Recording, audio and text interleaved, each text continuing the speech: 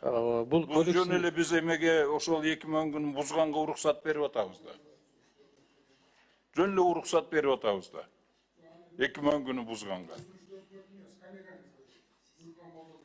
Ким? Анда муну отклонить этиш керек. Вообще он вообще неприемлемый.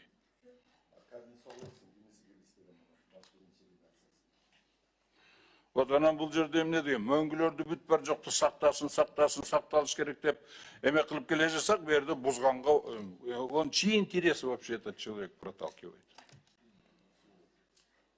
Кимдин кызыкчылыгын бу жерде түртүп атат?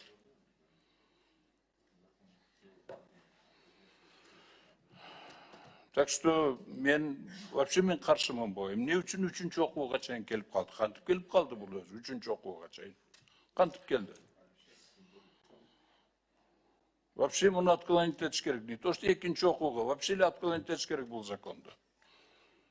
Мөңгүлөрдү талкалаганга жол берген законду вообще эле отклонение кылыш керек. Бул суу деген алтындан дагы баалуу нерсе. Алтын эртең жок болот шону менен. Биз эмесин ал алтындын чыныгын айтканда биз нормальный канча жылдан бери, 30 жылдан бери бир жакшыраак пайдасын да көргөн жокпуз. Только зыяны. Как проклятие этот кумтор. Золото. Муну вообще мен таң калам. Кантип 3-чү окууга чейин өттү бул?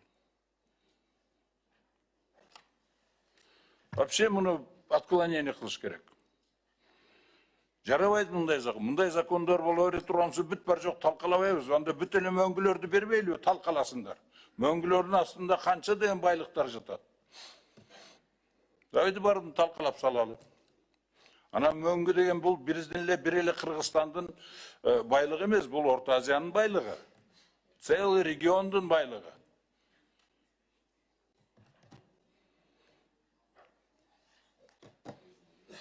Бул кандай болсун? Ошондуктан мен сунушум бул мыйзамды вообще отклонение кылыш керек. Вообще карабаш керек буга окшогон мыйзамдарды. Чоң рахмат.